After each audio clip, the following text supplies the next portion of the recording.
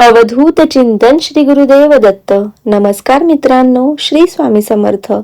आज मी तुम्हाला स्वामींच्या मुखातून निघालेले लाख मोलाचे सल्ले सांगणार आहे. चला तर मग आजच्या व्हिडिओला सुरुवात करूया.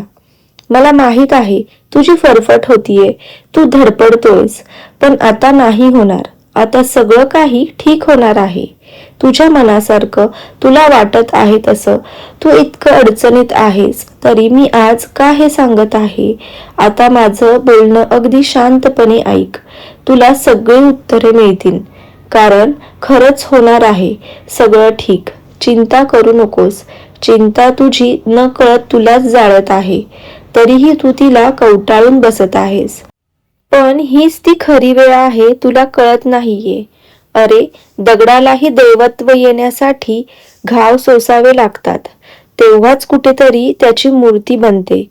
पण मग तू तर माणूस आहेस, मग तुला सुद्धा या अवघड गोष्टींना सामोरे जावेच लागणार. म्हणून वाईट वाटून घेऊ नकोस. हिरा अनेक घाव सोसतो तेव्हा कुठेतरी त्याची किंमत वाढते. तसंच तुझं आयुष्य आहे.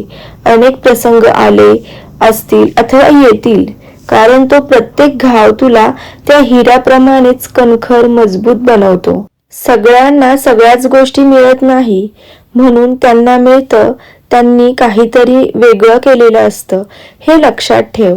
आता हे केवळ काय असतं याचा तू कधीच विचार केला आहेस का? ते सुद्धा तुझ्यासारखेच ठेचून निघालेले होते, पण त्यांनी त्यांची कधीच मन निराश केले नाही. त्यांच्या कामात सातत्य ठेवले. सातत्य हे तुझ्या जीवनातील गुरुकिल्ली आहे, हे कधीही विसरू नकोस. या संकटांना घाबरू नकोस, त्याला सामोरे जा आणि मग बघ तुझे प्रश्न, तुझ्या अडचणी कशा मिटून जातील. कारण मी आहे तुझ्या पाठीशी, भिवू नकोस. ज्या सुखाच्या सानिध्यात तू भटकत होतास ते सारं काही तुला मिळणार आहे. तुझी झोळी अगदी सुखाने भरून जाईल. तुझ्या बाबतीत सध्या होणारा त्रास, ती होणारी घुसमट, ती सुद्धा थांबेल. पण सध्या नेमके काय चुकतंय ते नीट ऐक. त्यासाठी काय करायचे आहे ते शांतपणे ऐक. सगळ्यात आधी तू स्वतःला एक गोष्ट विचार, तू माणूस म्हणून माणसासारखा वागतोयस का? तर नाही. माणसासारखं म्हणजे काय हे तू विसरत आहेस. माणूस हा सगळ्यात बुद्धिमान प्राणी आहे, पण तू तुझी बुद्धी मात्र नको त्या ठिकाणी, नको त्या गोष्टींमध्ये वाया घालवत आहेस. तू गोष्टी सुरू करतोस, पण त्याचे यश मिळण्याआधीच म्हणतोस मी अर्ध्यातच सोडून देणार, कारण तू नकारात्मक विचाराला प्राधान्य अधिक देतोस.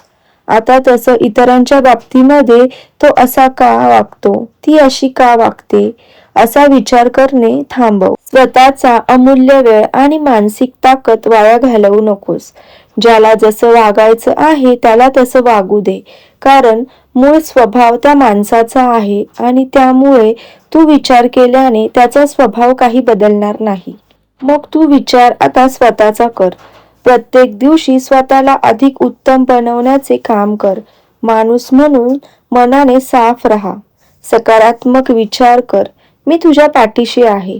स्वामींचा हा लाख मोलाचा सल्ला तुम्हाला कसा वाटला मला कमेंट करून नक्की कळवा. आणि अशाच आध्यात्मिक माहितीसाठी स्वामींची श्रद्धा या यूट्यूब चॅनलला सबस्क्राईब करा.